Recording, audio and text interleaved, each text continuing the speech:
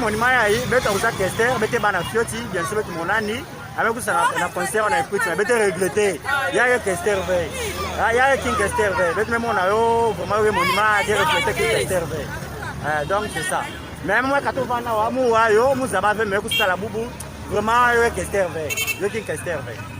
Voilà. Oui, effectivement, c'est ça. Nous avons vu les monuments. Cet artiste, il est quand même à féliciter, mais il n'a pas pu vraiment faire le travail comme il faut. Nous-mêmes, nous avions vu lorsque King Kester était venu.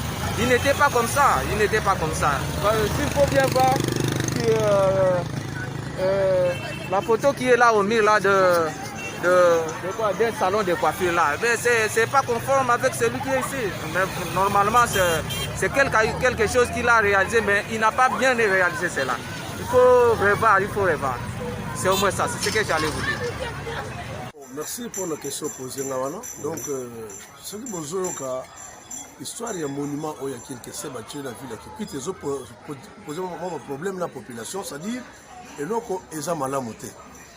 Donc, ce qui totali image aux hommes na mutu netiye. Mais ce tali katikati yete. C'est-à-dire que nous tout ça pas ndékonaye. On a dans même commune yanzinda na King Kester. Donc nous avons des photos, tu vois inaye, c'est notre vieux, c'est notre frère. Vraiment image wana eza ya Kester te. Hein? Et zone que la biso comment la ketozana bandeko. Nous avons des frères. Oh bazana ba possibilité na Kinshasa, baza partout. Hein, bazo gérer ba institution baza wana mais même le wana, c'est-à-dire monument ya Kester et ça la place où recueillement. Donc bako penser pe na biso na Kikwiti. Le fils ba ke na Académie de Beaux-Arts, ba c'est le mot ya moins bien. Ba na ngona ba déposer. Donc la province mususu ko komona ba tien ndeko na bango na image na ye. Il y a moins bien to ya. Oui, il y a bien par rapport à la figure. Okay. Mais à Wanabiso, vraiment, au moment la figure à Kester, c'est vraiment en double figure. Et ça, c'est comme ça que ça pose des problèmes. Wana Kester te. Wana Marion Somo bien meno ba se la biso. Hein? Wana Kester te. Motu kama bien Kester. Me koto Masoko Marion Somo Kester te. Somo pa wana Kester te. Kester azali vedette na biso toyebi wana Kester te basali Kester te wana Mario Sombo bien nani hein oyo yebi penza Kester bien ko sala biso Kester a bien aye la biso wana Kester te toni yango mais wana penza face à King Kester te wana penza Chipelezi ata bino moko wana face à Kester te est-ce que Kester azali mutamunene bongo biso to limité biso ba connaître to limité poto ko mona vie na biso azaki bogar mais boketi na Chibelezi neti siasa no ba sens mo bo to comprendre te ozaki ya mado tonde bino mo bokoy fongola pe bo bengisi pe bato ba saper baya ba otala ndenge eza moni te wana bokosi biso gouvernement bo ko sa biso kaka enfin on moni ne par rapport à mon monument à Kester a vu na ezani bon selon ngai ba contacter penza bato wana Kester. On a évité Kester azana famille pour bayaki pe. Vous comprenez que famille ngo bandimaki photo wana bendene po bato libanda babi wana photo à Kester te. Ki ni kutu babengi babi wana Kester te ba photo babengi. Et bozo sali loko neti monument ya Kester eza photo à mutu. Il fallait qu'on soit bateau yo basala métier wana. Bazu même bana ina l'Académie de Beaux-Arts basangisi mayele. En cas de quoi ba mona que non photo oyo to sera dessin yango be yango te. Bazu individu soutenir na mutu moko boye comme ba pouvoir na bango ne ba banda histoire yango babi boyo za chargé ya osala makama Kester. Alors Kester aza mutu batu nyonso pas intéressé pas même ba Swahili pas même ba Luba pas même ni les autres groupes de gens ya Kikwiti soutenir na batu songolo hein au pays histoire à Kester te à se porter garant bo ngona to tuni boye herbe autorité ba ye na kotala monument wana ba moni individu moko mutazo se porter garant service ya ner baza ba autorité ya Kikwiti baza bana Kikwiti baza ba saper baza bo mutu abimaki leader aza saper ou aza nani bino bo autorité bo se présenter ki ke bo yamba mutu ana neti leader na bino bo tuna itege mutu abengisi biso aza nani bo moni ka individu moko bo yebo bando se renseigner pe que non papa bo pono makama Kester yo lobi nini mutu ngo bando la sabino nzela mais mutu ngo histoire ya Kester ayebi yango te donc selon nga eloko wana efale bukama ebande babandela yango ya zero batika baoyo babandaki so wana eto bamuzito baza bami ya Kester bafanda na Kester bango babandela so monima ya Kester ifale ezala te ya nzete Kester aza moto asap ifale ezala même ya cuivre jaune. En tout cas biso na Kikwit toza étonné nakomona soki carton batie wana soki eza mutu songolo aye kodizwa monima na ye moko personnel aye kotia wana. Nous demandons à nos autorités que Kester aza monument ya ville na biso ya Kikwit. To supplier bango soki bako longola ekeko wana bamema ngo quelque part et en plus monument batiaka yango te na hangar baki otia monument na bangar na ba norme nini wana ba norme nini tolingi te tosenga même na opinion internationale ba oyo baza kuna ba camarade à Kester tout ça basunga biso na Kikwit balongola monument wana ekokani te na face ya Kester. En tout cas, biso toza ba Chaer to regrettagi très fort. Qui dit Chaer, qui dit monde à sap.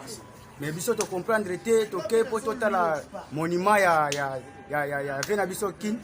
Tozo mona loko moko te wana se basali ndundu so basali nani wana biso to comprendre te.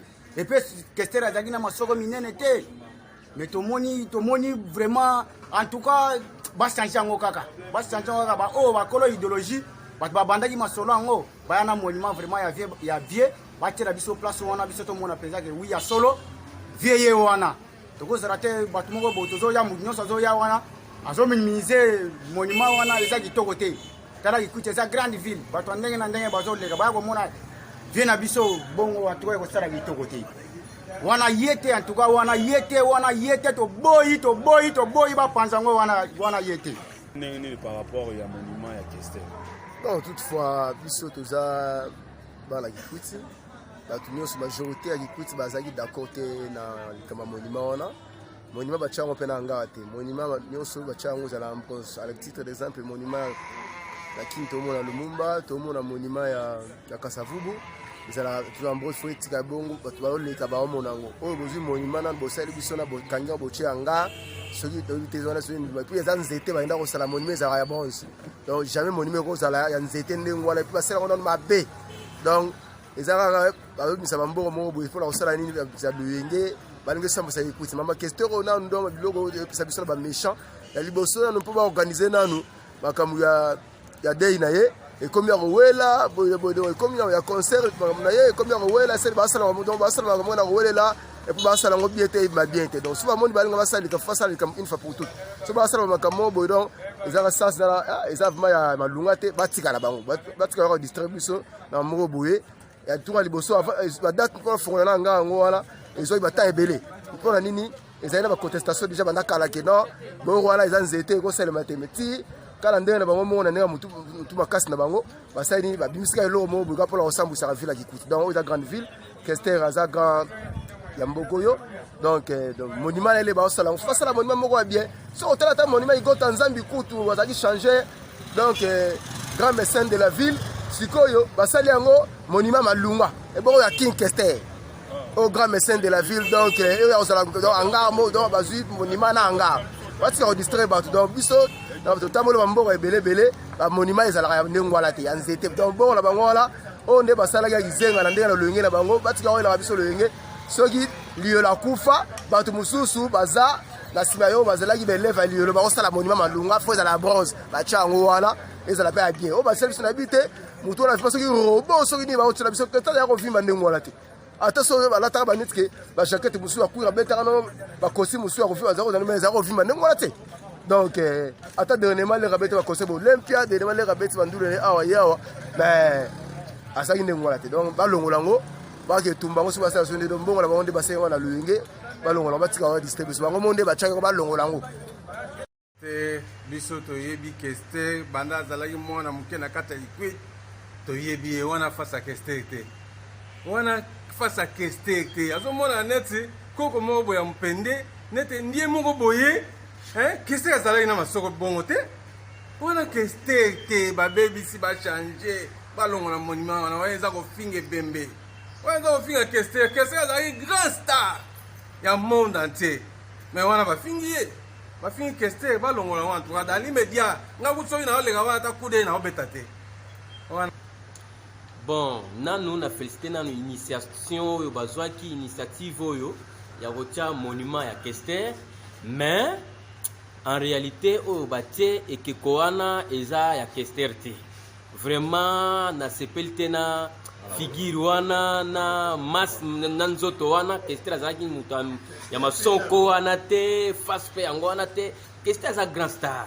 Bakozwa te mwa nzete moko quelque part ba dessiner yango baye kaka bako bazwi même ndie moko boye soki chinois moko boye batali ka visage na ye baye kotia te esimba te. Si ya moyen baluka penza visage ya Kester na ndenga wana inkumani wana vraiment azalaki na ye incomparable wana grand star. Vraiment c'est lo bino moko botala pe ezo simba te. Si ya moyen balongolango baluka penza stati penza bien ya Kester et fanda wana po etel sa penza ke o Kester ya solo solo. Vraiment mutu wana za sala ki initiative wana na félicité mais à continuer ba recherche les sous o wana te. Merci beaucoup. Vraiment mudatu ba pidi ay. King Kester quel est musicien ya mezaba na monde entier. Bozaba King Kester niveau ya King Kester. Vraiment na ki kwiti ki beni ya beti comprendre ve quel est King Kester bomeko so sala ou bien quel est qui bomeko so sala. King Kester ko fanda mutu taille ya bien beauté ngebi mona non vraiment King Kester yai en tout cas yo katuka beti na mfuna yo ve yo katuka King Kester ni na bomé sala en tout cas que King Kester ve bomé sala mule tu ba bonde King Kester Yamado. Non, King Kester andina ve papa. Bokatula yo. Leta lomba na bampangi na yakena nzala. Ya kusala penza monument ya King Kester. Bokwisa na monument ya King Kester. Donc kanome kuma betu metal betato ne oui King Kester andja. Mais yina kele King Kester ve yo katuka pardon mi muge lom. Yina kele ko manisa valeur ya King Kester oleke bosala kaniki na bove no monument King Kester non. Dis-moi bon pesa jine ya mutaka.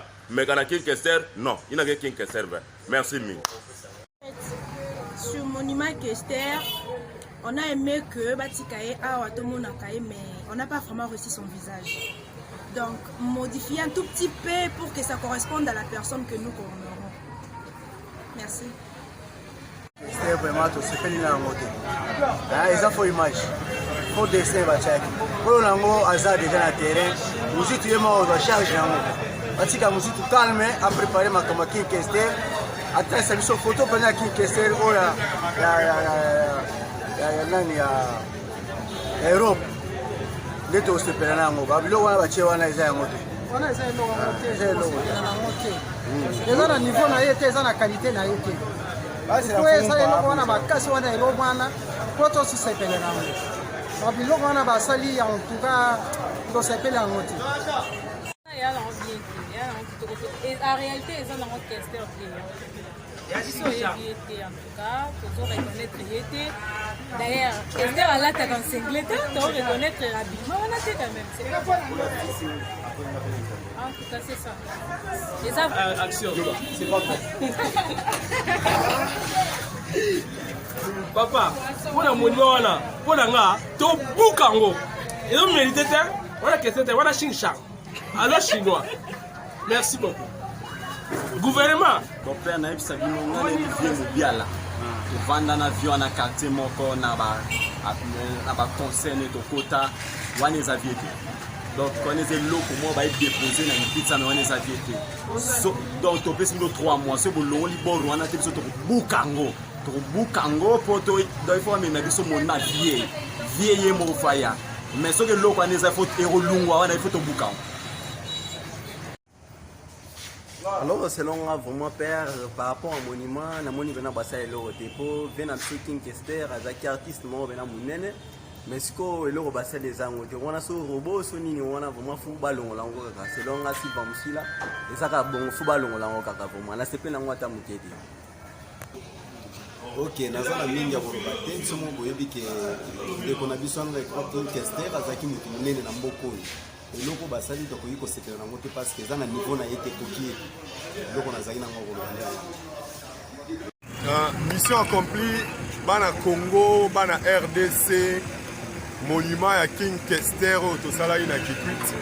tolongoli yango sikoyo tolongolaki ezalaki na oka mpona elengi te vieux azalaki prêtre mboka oyo moto apesaka goût oyo asalaki kikwiti eyeba na kikongo oyo ezwa valeur ya makasi lelo tolongoli monument il faut to remplacer yango ya monument mosusu kablo topesaki yo matondi ndenge osalelaki biso monument wana bien que ezalaki nango vieux te parce que tozalaki na besoin ya vieux tozalaki na besoin eloko moko à peu près te la police eleki balongoli yango donc ekei sikoyo susi etikali tokotinda maloba epa na bino bagrand prêtre ya mboka oyo ya didi kinwani mwana ma inki ya kubwa ya didi yango vie didi atalaka nse motivi te Adolphe Muzito le mfumu mpa balobi yo moto ozongisa King Kester na Congo yo moto mema King Kester na Kikwiti na ntango ya suka awa ezosenga botyela biso monument mosusu ya vieux tolingi tomona lisusu vieux place eza deja totya monument ya sika oyo ekokokana na vieux parce que elongi elobaka ekozala te kaka boye bosaleli biso njoko po représenter biso en tant que girafe bosaleli biso léopard po kobenga yango lion te King Kester azali King Kester azali mutu mosusu te donc oyo mboka mabele ya kese tellement ke bondimi kolongola eloko wana siko biso bana Kikwiti betu bana Kikwiti bankwantot betu sala effort nde bovutide betu ya gens ya bien betu sosa ya betu mpe bamoyen betu sala effort nde King Kester ya mpa ya bien ya me foi na vie ya poids ya vie parce que ekozalaka mpe bongo te ekozala mpe kaka bongo te voilà ngo mpi yole bandave kobebaka mpo bidiai donc merci Nsemo TV botikala toujours connecté bana Kikwiti nalingi les 2 millions ya bana Kikwiti oyo tozala baabone ya Nsemo TV les 2 millions na maire ya ville na kati naleli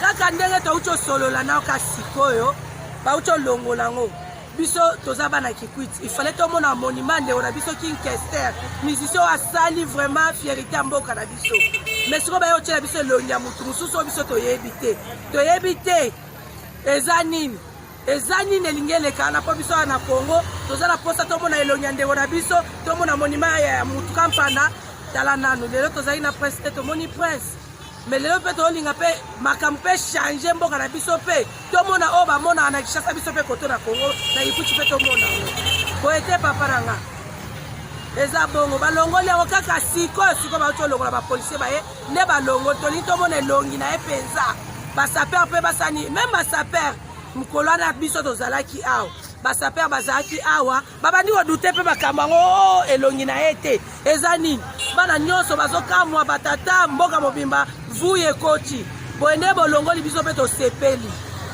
boye nde balandi ya Nsemo TV j'espère que bolandaki boyoki ba différentes avis ya bato par rapport ya monument ya Kester tobandaki yango vers 9h mais tellement autorité ya Kikwiti basepeli mpe bayoki kolela na biso kolela ya bana Kikwiti yango bomoni ke na minute oyo tozosala émission mpona minute oyo monument ya King Kester elungwe yango moni nasepeli makasi koyoka oyo baautorité bayoki kolela ya bana ya Kikwiti basali posa na bango yango moni balongoli monument tozozela arrivé ya monument mosusu ya bien oyo eza na image ya King Kester abonnez massivement, abonnez-vous massivement sur Nsemo TV, chaîne na bino bokomona ba événement tout ya ville ya Kikwiti.